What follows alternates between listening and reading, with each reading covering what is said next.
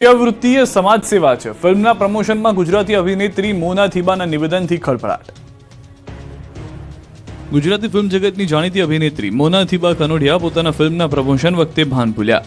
ચોંકાવનારા નિવેદનને કારણે વિવાદોના વમળમાં ફસાઈ ગયા. રાજકોટમાં પોતાની આગામી ફિલ્મના પ્રમોશન દરમિયાન તેમણે વેશ્યાવૃત્તિને સમાજ સેવા ગણાવતા સોશિયલ મીડિયા અને સામાજિક વર્તુળોમાં ભારે રોષ જોવા મળી રહ્યો છે. તેમણે કહ્યું કે વેશ્યાવૃત્તિ ન હોય તો બળાત્કાર જેવી ગંભીર ઘટનાઓ વધે. વેશ્યાવૃત્તિ સાથે સંકળાયેલી મહિલાઓએ એક પ્રકારે સમાજની મદદ કરી છે. સમાજને એક મેસેજ છે. વેશ્યાવૃત્તિ પણ આ જે સ્ત્રીઓ કરે છે એ પણ સમાજની સેવા જ છે ને. નહીં તો કેટલા બહેન દીકરીઓના બળાત્કાર થાય, કેટલું બધું થઈ શકે. આ પણ એક પ્રકારની સમાજની સેવા છે. એ વાત મેં મારી ફિલ્મ શક્તિની વાર્તાના અનુસંધાને કરી હતી. કોઈના દિલ દુભાયા હોય, કોઈને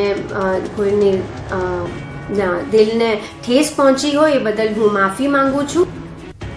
તો મોના થીબાના વિવાદિત નિવેદનને લઈને વિરોધનો વંટોળ શરૂ થઈ ગયો છે. વિજ્ઞાન જાથાના જયંત પંડ્યાએ વેશ્યાવૃત્તિને સમાજ સેવા ગણવી મૂર્ખામી હોવાનું કહ્યું.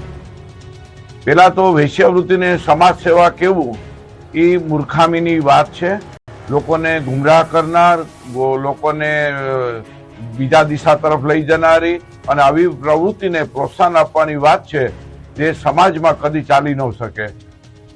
બીજી તરફ કોંગ્રેસ નેતા જેની ઠુમ્મરે કહ્યું કે સામાજિક સંસ્થાઓની અને મહિલાઓની માફી માંગવી જોઈએ.